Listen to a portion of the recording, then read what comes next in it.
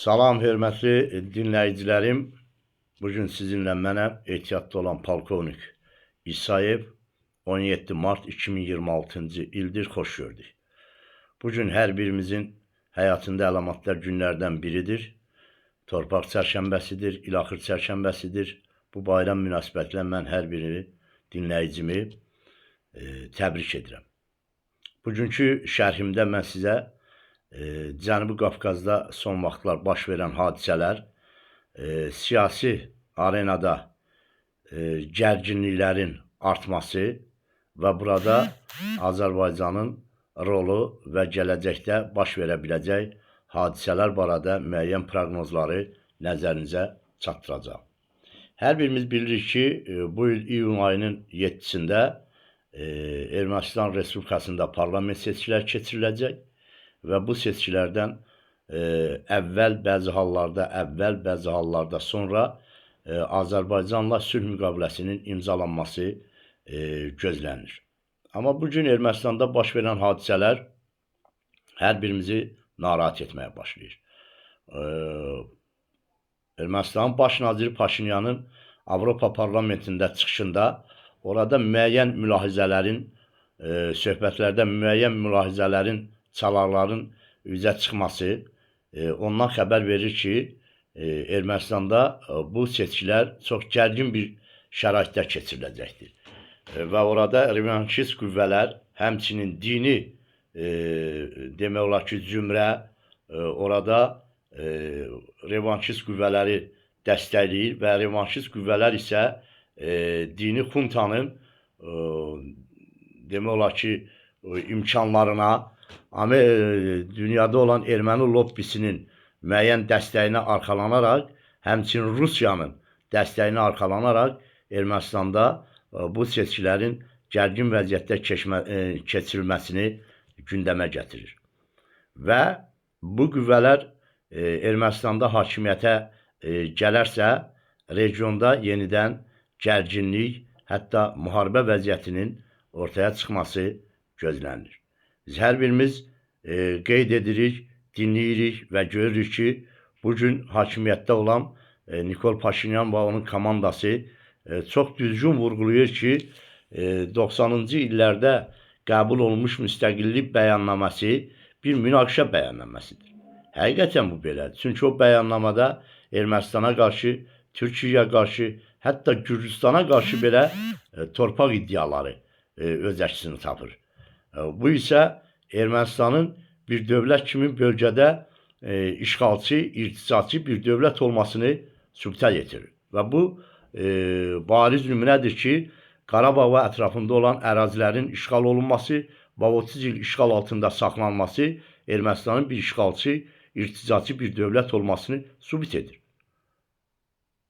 Lakin buna baxmayaraq, yenə də revanşist qüvvələr həmin bəyannamanın qüvvədə qalmasının tərəfdardırlar. Bu isə ondan xəbər verir ki, ermənilər yenə də sülhə sadiq qalmaq istəmirlər və bölgədə yenə də münaqişə, müharibə yaratmaq fikrindədirlər. Həmçinin 16 mart tarixində Robert Koçaryan komandası, Ermənistan bloku Robert Koçaryanı parlamentdə seçkilərində iştirak etməsi namizədlikləri sürmüş və təsdiq etmişdir. Robert Koçaryan da hər birimiz tanıyırıq bunu siyasi fəaliyyətini, xidməti fəaliyyəti hər birimiz bilirik ki, o Xocalı cəlladıdır, Xocalı qatilidir və orada dinc insanların qanına onun əli batmışdır. Və belə bir insanın yenidən siyasi arenaya gəlməsi və dini xunta tərəfindən Ermənistanda demək olar ki, ikinci gücə malik olan Eçmədzin kilsəsi və Katolikosu tərəfindən dəstəklənməsi regionun yenidən münaqişəyə cəlb olmasına gətirib çıxaracaqdır. Mən bir vətəndaş kimi öz fikirlərimi bildirirəm. Koçaryanın hakimiyyətə gəlməsi, orada seçilməsi, onun tərəfdarlarının hakimiyyətə gəlməsi əslində Ermənistanın mənafeyinə və dövlətçiliyinə ziddir. Çünki əgər onlar sülh müqaviləsinə imza atmayacaqsa, Qarabağ kartından bir daha istifadə edəcəksə, Qarabağ münaqişəsini bir daha siyasi gündəmə gətirəcəksə, Azərbaycan 1918-20-ci illərdə mövcud olmuş ərazilərinin bərpası istiqamətində gərəkli addımlar atacaq. Çünki həmin dövrdə Azərbaycan Demokratik Respublikası tərəfindən Ermənistan daşnaqlarına Azərbaycan ərazisindən İrəvan şəhəri daxil olmaqla 9000 kvadrat kilometr ərazini güzəştə getmişdi və tanımışdır. Həmçinin Paris sülh müqaviləsində də 1919-cu ildə keçirilən Paris sülh müqaviləsində də həmin ərazilər Ermənistan Respublikası kimi tanınmışdır. Və qalan 20.000 kvadrat kilometr ərazi Ermənistan Respublikasına Sovetlər dövründə, Sovet İttifaqı dövründə verilmişdir, müxtəlif tarixlərdə. 1920-ci ildə, 21-ci ildə, 29-cu ildə, hətta bu demək olar ki, 88-ci ilə qədər davam etmişdir. Sonuncu torpaq bağışlanması Qazax rayonu ərazisində həyata keçirilmişdir ki, bugün bizim 3 kəndimiz demək olar ki, anklav vəziyyətə düşmüşdür. Və əgər Ermənistanda bugün revanşist qüvvələr yenə də öz keçmiş belə deyərlər ki, istəklərinə, ideologiyalarına sadiq qalarlarsa, sülh müqaviləsinə imzalanmazlarsa və münaqişəyə meyillilik göstərirlərsə, Azərbaycan ordusu, Azərbaycan dövləti dərhal həmin o 20.000 kvadrat kilometrin geriyə qaytarması istiqamətində lazımi addımlar atacaqdır. Mən bir xatırlatma istəyirəm ki, 2020-ci ildə müharibə başlamamışdan da ermənilər hələ də yenə də hərbi sahədə, hərbi texniki sahədə də üstünlüklərini hiss edirdilər. Və onlar elə hiss edirdilər ki, əgər müharibə başlasa, onlar yeni ərazilər işğal edəcəklər. Və Azərbaycan ordusunun bu dərəcədə yüksək səviyyədə güclü olmasını onlar dərk etmirdi və hiss etmirdi, qiymətləndirmirdi. Hətta onların havadarları Rusiya belə, İran belə, Qərb belə, Fransa kimi dövlətlər belə elə hiss edirdilər ki, Ermənistan ordusu müharibə başlayarsa qalib gələcək və Azərbaycan təslimçilik aktına imza atacaq. Və nəticələr göz qabağındadır.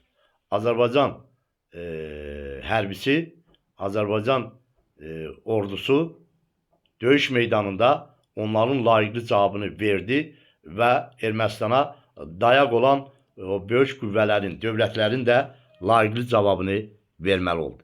Və ilk növbədə müharibənin ilk gündən Ermənistan silahlı qüvvələrinin hava hücumundan müdafiə qüvvələri demək olar ki, darmadağın edildi və ləğv edildi.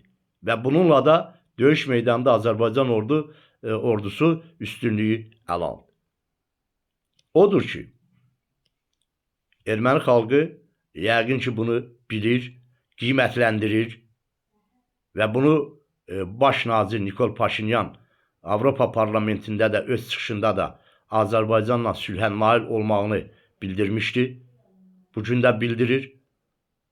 Sülh müqaviləsinin imzalanmasına hazır olduqlarını bildirir. Lakin orada olan Rusiyapərəst, İranpərəst və Qərbin bəzi dövlətləri tərəfindən dəstəklənən revanşist qüvvələr isə hələ də bunu dərk etmir, hələ də Qarabağ münaqişəsindən söz açır və onu siyasi gündəmə gətirir. Bu isə Ermənistanın məhvi deməkdir. Mən bir vətəndaş kimi mövqeyimi bildirirəm ki, Ermənistanla heç sülh müqaviləsi imzalanmamalıdır. Ermənistan ərazisi, Ermənistan bir dövlət kimi tanınmamalıdır. Amma Azərbaycan dövlətinin rəhbəri var, prezidenti var, silahlı qüvvələrin ali baş komandanı var. Bu sülh müqaviləsinin imzalanması üçün səy göstərir, razılığını bildirir. Ermənistana bugün iqtisadi demək olar ki, köməkliklər də göstərilir, yanacaqla və Azərbaycan arasından tranzit yol kimi Ermənistan dövləti bugün istifadə edir, taxiliyə ehtiyatlarının daşınmasında və ancaq bugün revanşist qüvvələr yenə də öz amplasındadır. Və mən inanıram ki, Ermənistanda keçirilən seçkilərə erməni xalqı düzgün qiymət verəcək. Orada Paşinyan və onun komandası üstünlük təşkil edəcək, seçiləcək və sülh müqaviləsi imzalanacaq. Bu, birinci növbədə bizdən qabaq Ermənistanın xeyrinədir. Mənim fikirlərim bu qədər və şərh bölməsində öz fikirlərinizi yazmaq mənim üçün önəmlidir. Diqqətinizə görə